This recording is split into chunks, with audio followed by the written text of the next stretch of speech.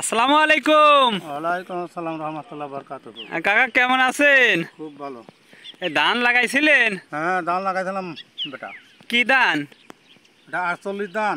48 ধান। হ্যাঁ, তো 48 ধান লাগাইছিলেন, এই যে বৃষ্টির মধ্যে ধান কাটতে সমস্যা হচ্ছে না? এই বেটা ধান পচে যাচ্ছে, ধান বাইতে উঠতে হবে। ধান উঠাতে হবে। হ্যাঁ, তো এই যে আষাঢ় মাসে ধান লাগালে সমস্যা হয় না? বর্ষা বছর বছর হয় না। আর বছর ভালো হয়েছিল, এবার এবার বৃষ্টি দিয়েছে আল্লাহ। এটা আল্লাহর ইচ্ছা।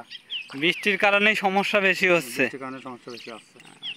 তাই তার তারপরে এই যে বৃষ্টির কারণে তো ধান তো পড়ে গেছে, যে ধান পড়ে দেওয়া পড়া ধান তো যাবে বৃষ্টির বছর, ক্ষেতের গোড়া নরম হয়ে যায় না। নরম হয়ে যায়। ধান তো খারাপ হইলে সুন্দর ধান দিছিল আল্লাহ। এবার এরপরের ফসল কি করবেন? আবারও ধান লাগাবো, চাষ করি। আবারও চাষ করে ধান লাগাবেন? কি ধান লাগাবেন? আবার লাগাবো, ধানের লাগাবো, স্বর্ণ ধান লাগাবো। স্বর্ণ ধান লাগাবেন? হ্যাঁ, স্বর্ণ ধানের চারা হয়েছে হ্যাঁ, লাগানো? আইন চালাতে চাল্লা। এতে কয়দিন পর এখানে চাষ দিবেন? একটু চষা ধরছে, দুই তিনটে মিনিট চাষ শুরু আর হয়। 2-3 দিনের মধ্যে চাষ শুরু করে দিবেনি? তো এই যে এইটার আপনারা এই যে চাষ আষাঢ় মাসে করলেন, আষাঢ় মাসে করলে তো, যে যদি আষাঢ় মাসে ফসল ওঠে তাহলে তো বৃষ্টির সম্ভাবনা বেশি থাকে। তা তো আসে। তো এই যে আষাঢ় মাসে এই ধান বাদে পাট করা যায় না? পাট করা পানি বাড়ায় না, পানি বদ্ধতে পাট মারা যায়। বৃষ্টি না হলে পাট ভালো হয়। আর বৃষ্টি হলে পাট পানি বেঁধে আমাদের পানি বাড়ায় না যায়।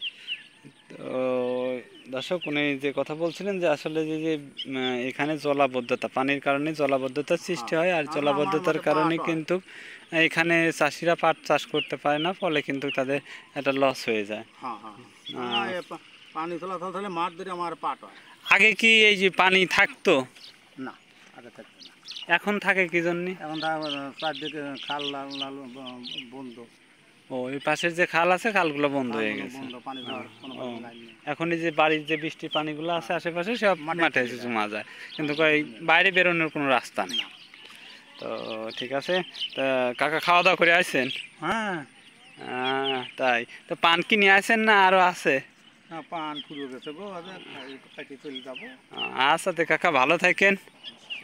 আসসালামু আলাইকুম। ওয়ালাইকুম আসসালাম।